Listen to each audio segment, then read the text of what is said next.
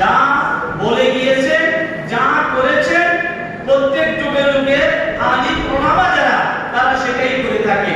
আসুন আমরা আজকের বয়ানের শুরুতে, কিতাবের নাম হচ্ছে শয়তান কি হিকায়াত। এই কিতাবের মধ্যে শয়তান আমাদের সমাজে বড় হোক বা ছোট, যত প্রকারের লড়াই এবং ঝগড়া হয়ে থাকে, এর মূল হোতা কে? এই কাজ কে করায়? এর জন্য আমরা কাকে দোষী করব? এর বাস্তব নমুনা আসুন আমরা কিতাব থেকে আমরা জানবো।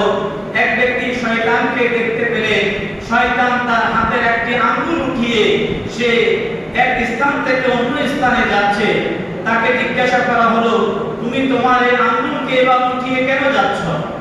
শয়তান জবাব দেয়, আমি আমার এই আঙ্গুলের মাধ্যমে অনেক বড় বড় কাজ করে থাকি।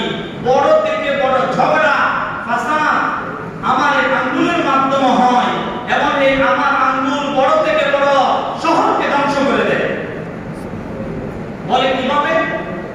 শয়তান প্র্যাকটিক্যাল দেখানোর জন্য ওই ব্যক্তিকে নিয়ে গেল, আমি কিভাবে আমার এই আঙ্গুলের ইশারায় কিভাবে এক একটা শহরকে আমি কিভাবে ধ্বংস করি, এটা প্র্যাকটিক্যাল এবার শয়তান দেখাবে।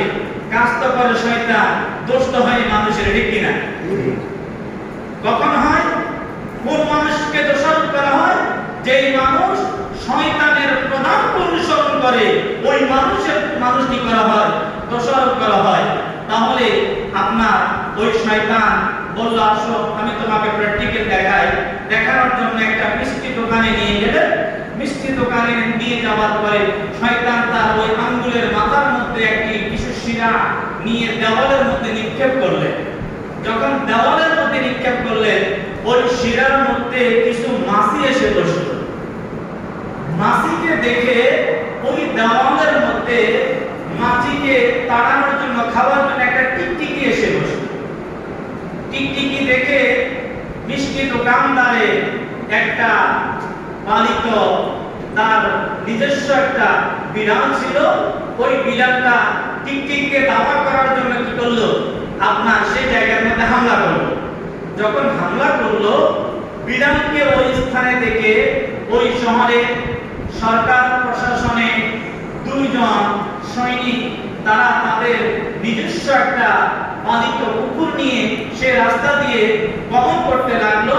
কুকুরটা যখন বিড়ালকে দেখলো, কুকুরটা ওই বিড়ালকে ধাওয়া করলো। বিড়াল পালাইতে গিয়ে সেই ওখান থেকে পালিয়ে যাবে, পালানোর জন্য যখন লাফ দিল, লাফ দেওয়ার সাথে সাথে সে পড়লো মিষ্টি ইয়ের মধ্যে।